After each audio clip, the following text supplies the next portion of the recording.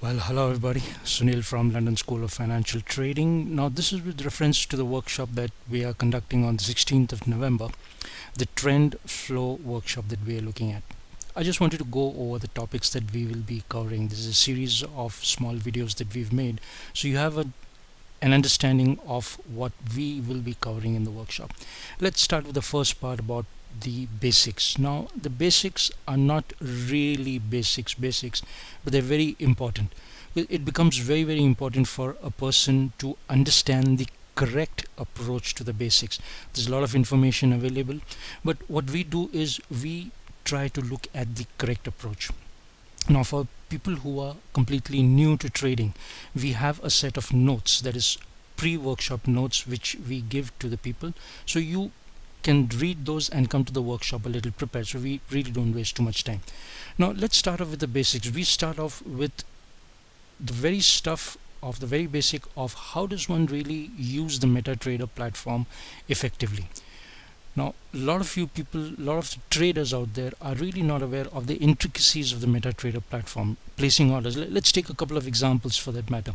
Now, in case I need to place an order, now if I have to place an order, there are two kinds of orders that we look at: the instant execution, and you have a pending order. Now, instant execution is simply a market order. The pending order, now a pending order has four different orders to it. You have a buy limit, sell limit, buy stop, sell stop. So which is the situation where you would ideally use a buy limit? Where do you use a sell stop? This is what we cover. It becomes very important because this is your order. This is where you place your order. This is financials, and you really need to understand that particular order. That's one of the first things. The second part is that whenever you have taken a trade, let's say you are into a trade, and let me put this window over here. You are into a trade, and we generally recommend trading with multiple lots. As you can see right over here, this is 0.3 I've put it at, so we are entering with 3 mini lots. If you want to scale out of your position, how does one close off one mini lot and still let the order run? Now, these become very important because when you're trading, this is your trade management, and knowing the tools of trade management becomes very important. So we cover the intricacies of the MetaTrader platform, how to go about it. Let's go over to the other basics. Simple stuff like plotting of trend lines. Now, if I take this particular situation over here, and I can plot a trend line. For me, this looks like a valid trend line. It certainly is a good trend line, but this is not a valid trend line. A valid trend line would ideally be this one. Now, why would this be a valid trend line?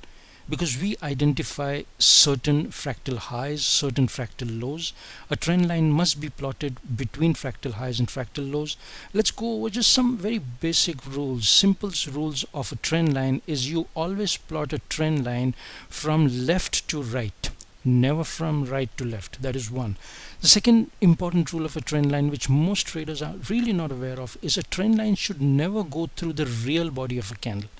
If it does, it's not a valid trend line. Now, there are a lot of other ground rules for this which make it very effective. So if you know how to effectively plot a trend line, it gives you the correct picture. Case in example is, this is a place where I would have come to know or had a strong indication that price is about to change trend, and if I was short, I would probably close off my positions and think about going long based on certain conditions. So it gives you an advance warning. As traders, that's what we look at, something to give us a high probability, right? The second important basic part is we go over simple levels of support resistance. Now, if you look at this right over here, how does one really identify it?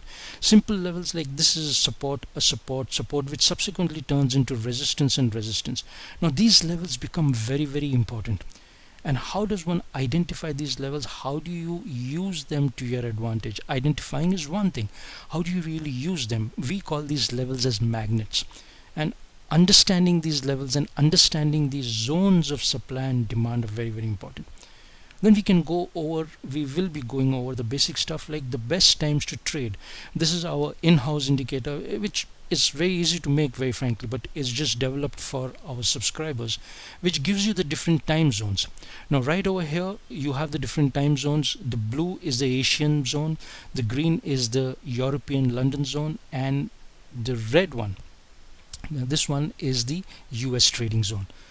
So we know at what zone we are in and where is the best possible time that we can get volatility in the market. And of course, then we, in the first basics part, we cover the Fibonacci ratios. Now Fibonacci ratios, we use them very effectively. Let's just go over very briefly on the fibs. Most traders tend to use a simple Fibonacci retracement with standard values of 38, 50, 61.8, but we use the 78.6, which is a very important value, and we will show you the importance of the 78.6. It's very important. So why does the 78.6 become very important? That is one, if you're using retracements. The second, or the other things that we go over, are the use of the other Fibonacci ratios, like the Fibonacci fans. Now, not many traders use these fans, but the fans become very effective.